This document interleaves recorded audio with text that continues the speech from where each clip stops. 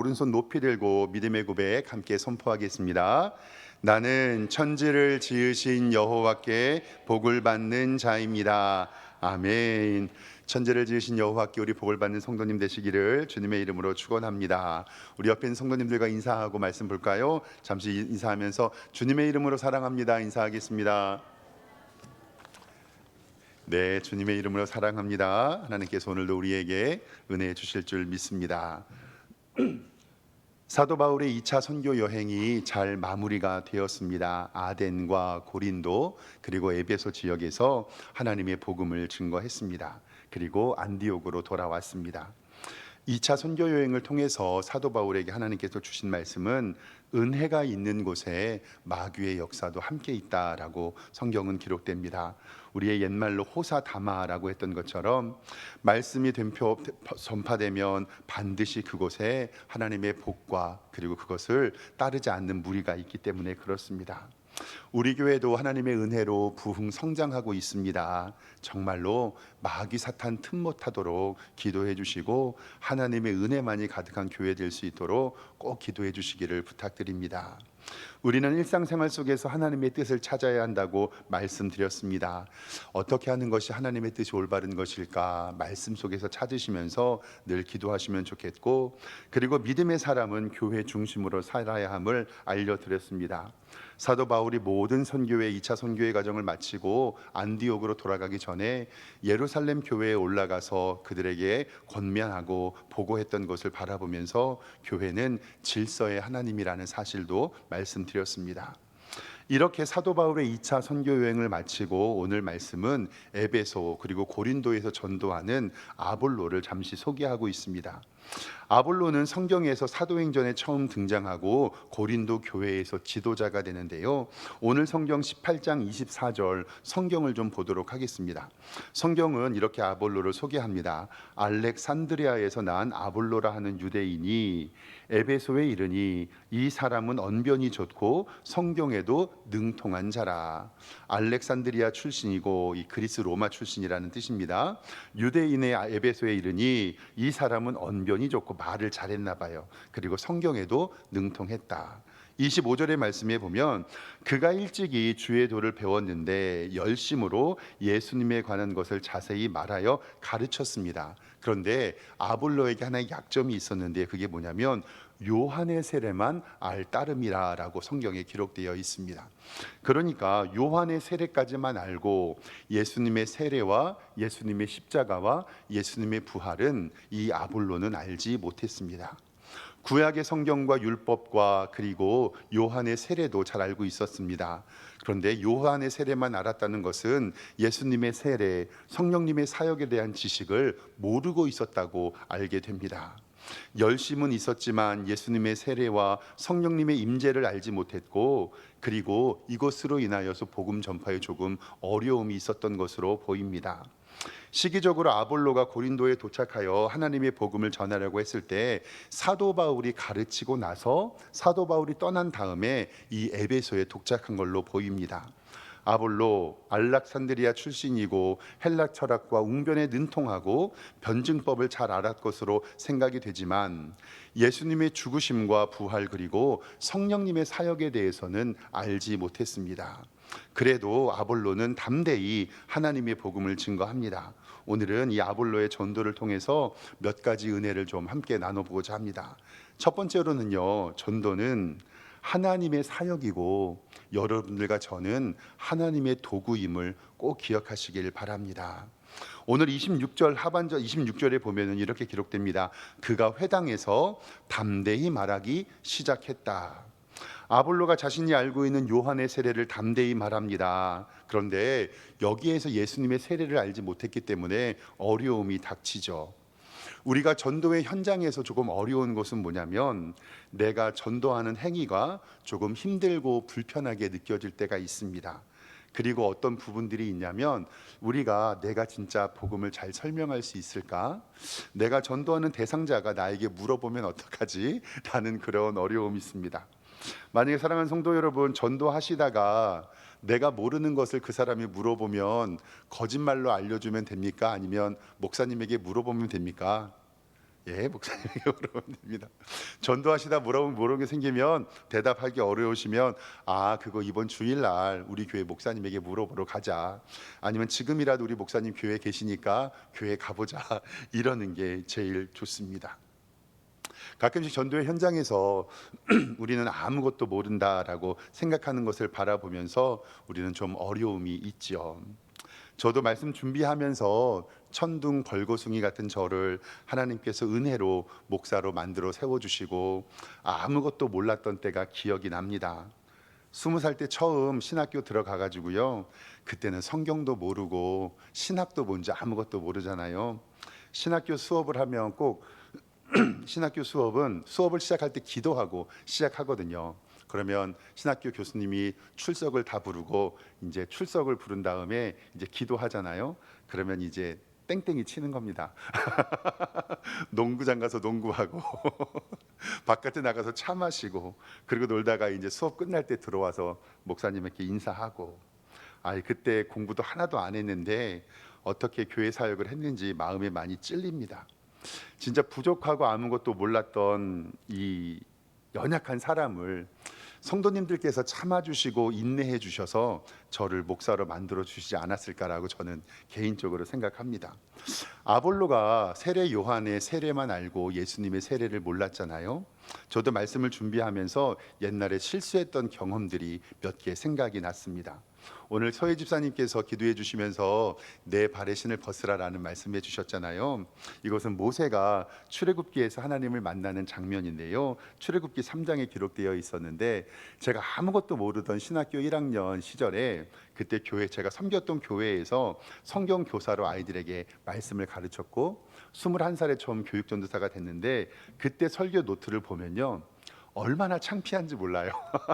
이것도 지금도 물론 창피하지만 제가 이 말씀을 왜 드리냐면 출애굽기 3장 5절 말씀에 하나님께서 이 모세에게 내 발의 신을 벗으라라고 말씀하는데, 사랑하는 성도 여러분, 내 발에서 신을 벗으라고 할 때 이 신이 어떤 신입니까?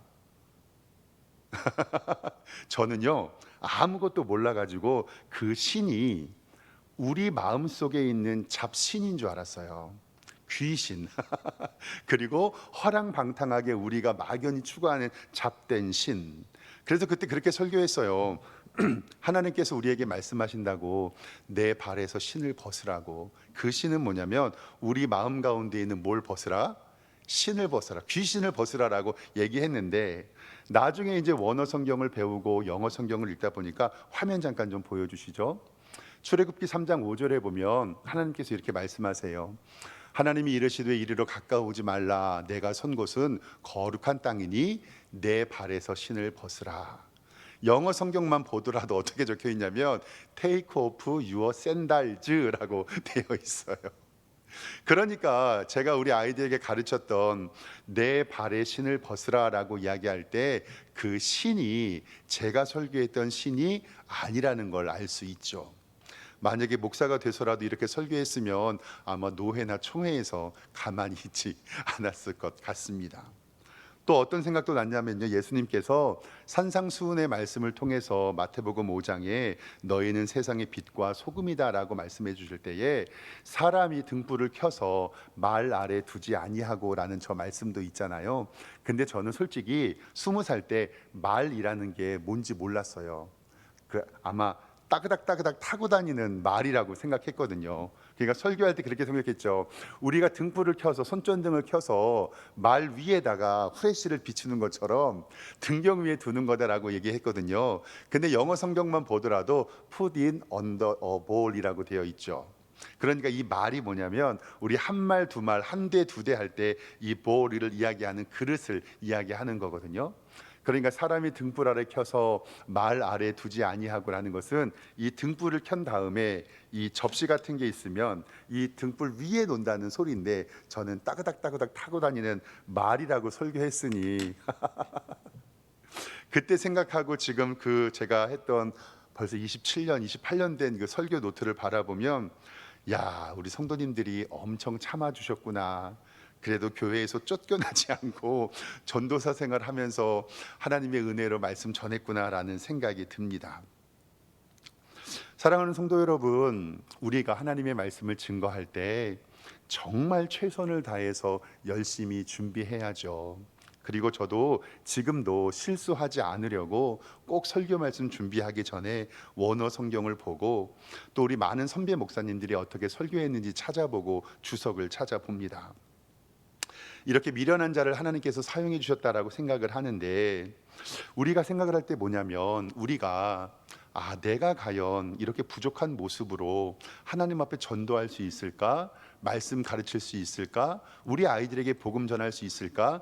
이렇게 생각하면 전도할 수 있을까요? 없을까요? 없습니다.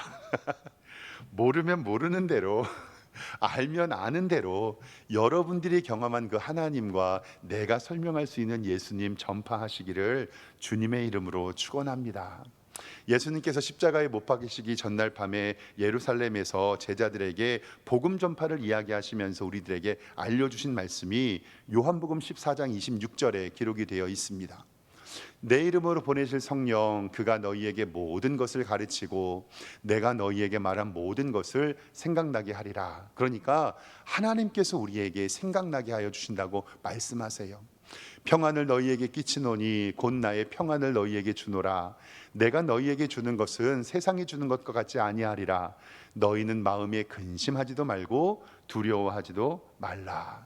즉, 우리가 전도의 현장에서 알지 못하는 것들도 하나님께서 입술을 주관하여 주시고 생각해 주실 줄 믿습니다. 그래도 여러분들은 저보다 낫습니다. 내 발에서 신을 벗으라고 할 때 그 신이 뭔 줄도 알고, 등불을 말 아래 두지 말라고 하셨을 때 그 말이 어떤 것인지 알기 때문에 그렇습니다. 우리 삶의 현장에서 우리가 아는 대로 하나님의 복음을 증거하는 여러분들과 제가 되기를 주님의 이름으로 축원합니다. 두 번째로는 우리는 늘 겸손하게 배워야 된다는 사실입니다.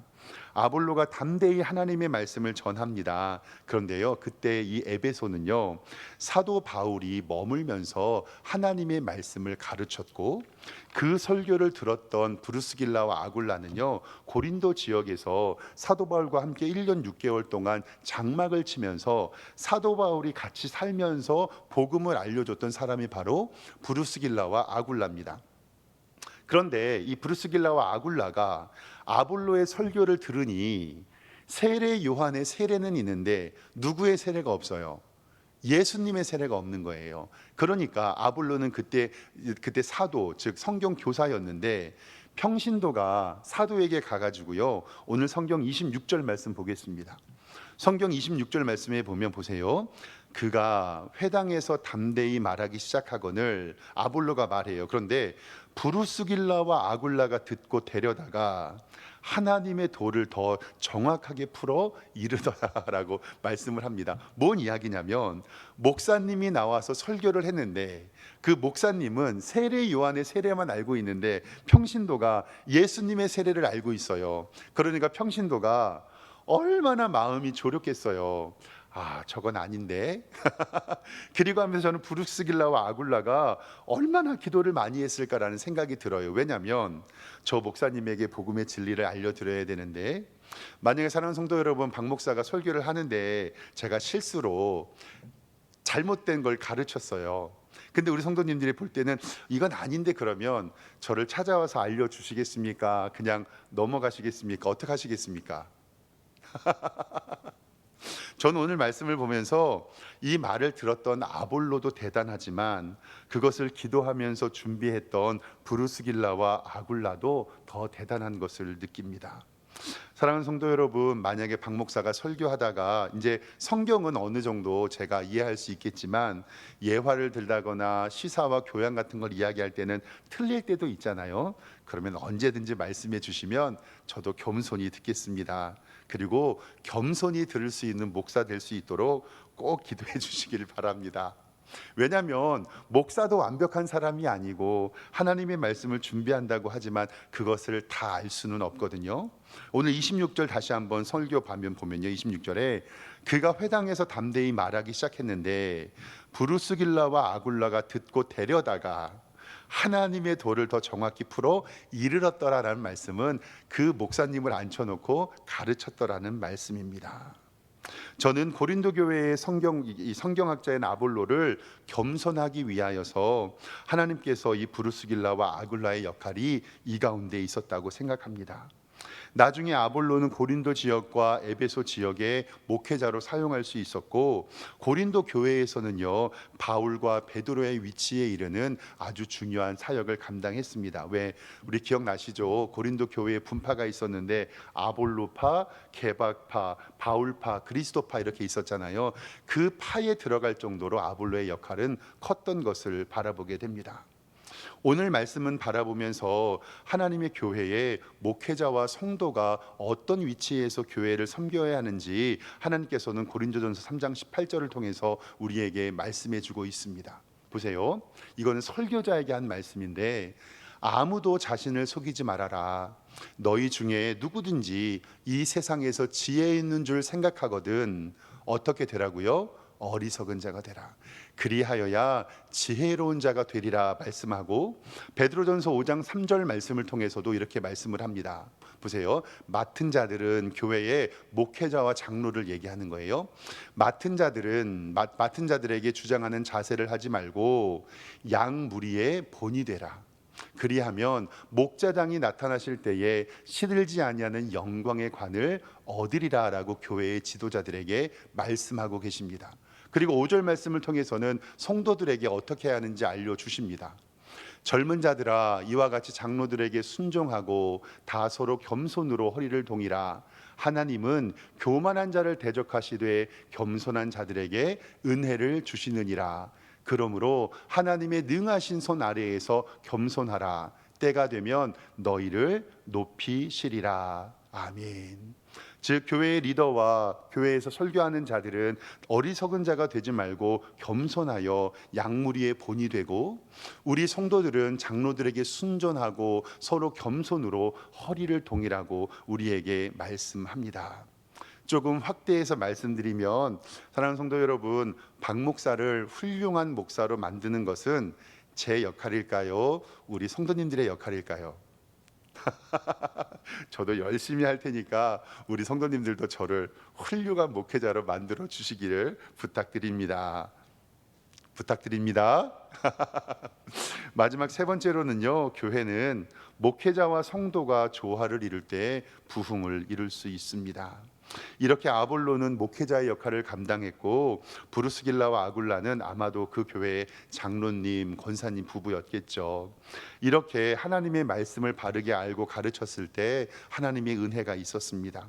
오늘 27절의 말씀에 보면 얼마나 성도들이 목회자를 위했는지가 기록이 되어 있습니다. 보세요. 27절에 아볼로가 아가야로 건너가려 함으로, 이제는 에베소 사역이 마치고 아가야로 건너가게 합니다. 형제들이 성도들을 이야기하죠. 성도들이 그를 격려하며 제자들에게 편지로서 영접하라 하였더니 그가 가며 은혜로 말미암아 믿는 자들에게 많은 유익을 주었다라고 성경은 이야기합니다. 즉 아볼로가 이제 에베소 사역을 마치고 아가야로 떠나고자 할 때 성도들이 아볼로를 격려하고 그를 축복하고, 그리고 아가야를 보내는 편지를 써서 우리 목사님 잘 챙겨달라고 권면하는 장면이 우리 가운데 있습니다. 성도들의 격려와 위로 그리고 기도로 목회자를 세우고, 그 목회자를 통하여 하나님의 복음의 증거가 된다라는 사실입니다. 오늘 말씀 준비하면서 저도 목사이기 때문에 조금 많이 부담은 되지만 하나님의 말씀이니 설교하도록 하겠습니다. 저는 우리 교회가요, 목회자를 배려하고 격려하고 복음 전하는 선교사님들에게 대접을 잘하는 교회가 되기를 주님의 이름으로 축원합니다. 그리고 하나님의 복음 증거하는 선교사님들에게 마음껏 선교를 후원해 줄 수 있는 교회가 되기 위해서 저는 기도하고 있습니다. 우리 교회 성도님들이 최선을 다하여 교회를 섬기고 목회자들 대접해 주시는 것 저는 너무나도 감사합니다. 구약 때부터 레위인은 다른 11지파의 11조를 통하여 삶을 살았고, 절기 때마다 고아와 과부와 객 그리고 레위인을 잘 돌보라고 하나님께서 말씀하셨습니다.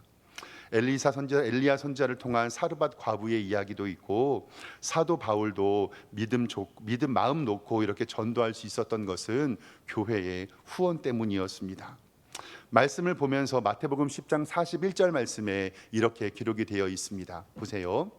선지자의 이름으로 선지자를 영접하는 자는 선지자의 상을 받을 것이요, 의인의 이름으로 의인을 영접하는 자는 의인의 상을 받을 것이고, 또 누구든지 제자의 이름으로 이 작은 자 중 하나에게 냉수 한 그릇이라도 주는 자는 내가 진실로 너희에게 이르노니 그 사람이 결탄코 상을 잃지 아니하리라 하시니라. 아멘.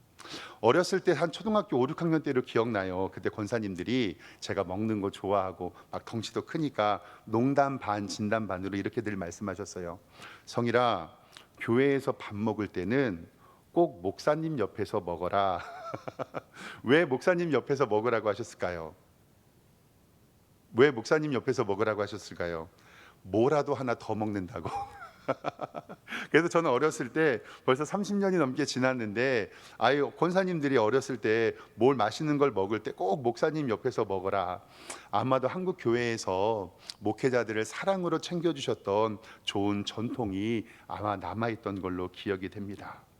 목회자들, 특별히 선교사님들을 잘 대접하고 영접하는 우리 교회가 될 때 저는 하나님께서 우리의 교회에 복 주실 줄 믿습니다. 선지자의 이름으로 선지자를 영접하는 자는 선지자의 상을 받겠다고 말씀하셨고, 의인의 이름으로 의인을 영접하는 자는 의인의 상을 받을 것이라고 우리에게 말씀하고 계십니다. 작년에 공동의회 하기 전에 장로님께서 제게 예산안 편성을 좀 이렇게 보여주셨습니다. 지금 우리의 교회는 좀 덩치가 큰데 아직까지는 이렇게 풍성하게 쓸 수 없잖아요. 그래서 늘 아껴주시고 절약해 주시는 우리 재정부와 장로님께 감사를 드립니다. 근데 제가 우리 장로님께 부탁 하나를 그때 드린 적이 있어요. 뭐냐면, 한 달에 한두 번 정도 우리 교회에 이제 제 친구들, 선교사님들이죠, 목사님 친구들이 이렇게 놀러 옵니다. 그래서 함께 밥도 먹고 교제도 하고, 선교사님들이 올 때는 이렇게 거마비도 주고 그래요. 그런데 제가 목사님들이 이렇게 우리 교회 방문하면 참 기분이 좋고 행복한데, 가끔씩 제가 주머니에 돈이 없어가지고 목사님들을 대접을 못할 때가 몇 번 있었어요. 그래서 장로님께, 장로님, 우리 교회 오는 목사님들을 잘 대접해야 우리 교회가 복을 받습니다. 저 조금 힘들지만 저 판공비 좀 주세요. 그래서 장로님과 재정부에서 올해부터 판공비 저 주고 계시거든요. 그래서 가끔씩 교회에 전화 옵니다. 박 목사 내일 놀러 간다. 그러면 제가 언제든지 오라고 합니다. 그리고 밥도 사드리고 커피도 사드리고 꼭 얘기합니다. 이거 우리 석샘교회에서 대접하는 거다. 우리 석샘교회를 위해서 많이 기도해 달라고. 저는 우리 교회의 많은 목회자들과 선교사님들이 더 많이 방문해 주셨으면 좋겠어요. 그리고 우리 교회가 우리 선교사님들과 목회자들을 더 많이 대접해 주셔서 선지자들의 상급 받을 수 있는 교회 되기를 주님의 이름으로 축원합니다. 또 아까 말씀에서도 마태복음 10장 42절에 작은 자에게 냉수라도 하나 드리라고 말씀해 주셨잖아요. 그래서 또 장로님께 말씀 부탁을 좀 드렸거든요. 장로님, 저희 교회에요, 은근히 손님들이 많이 와요. 예를 들면 택배 아저씨는 물론이고 전기, 소방 점검, 엘리베이터 점검, 가스 점검, 그다음에 전기 검침, 이런 분들이 정말 많이 오거든요. 그분들이 와서 이렇게 짐을 내려다 드리고 저랑 이렇게 인사할 때도 있고, 검짐을 맡으면 저한테 꼭 사인을 받아 가시는데, 그분들에게 교회에 오시면 음료수라도 하나 대접하고 싶은 거예요. 그래서 장로님께, 재정부에게, 장로님, 우리 그분들에게 시원한 음료수 하나라도 대접하면 하나님께서 우리 교회에 복 주신다고, 그래서 우리 장로님께서 사주시거든요. 그래서 이번 주에도 전기 검진하고 소방 검진하고 우리 교회에서 일들이 많았는데, 그분들이 올 때마다 시원한 비타오백 하나씩 드리거든요. 저는 그것들을 통해서 작은 자에게 냉수라도 한 그릇 대접한 교회에 하나님께서 우리 교회에 복을 주실 줄 믿습니다. 오늘 말씀 다시 27절 볼게요. 아볼로가 아가야로 건너가고자 하므로 형제들이 그를 격려하고 제자들에게 편지를 써서 영접하라 하였더니 그가 가매 은혜로 말미암아 믿는 자들에게 많은 유익이 되었다. 사랑하는 성도 여러분, 정말 우리 교회가 복음 증거하는 자들, 선지자들, 연약한 자들, 힘들고 어려운 자들을 위하여 마음껏 도울 수 있는 교회 될 수 있도록 꼭 기도해 주시기를 주님의 이름으로 축원합니다.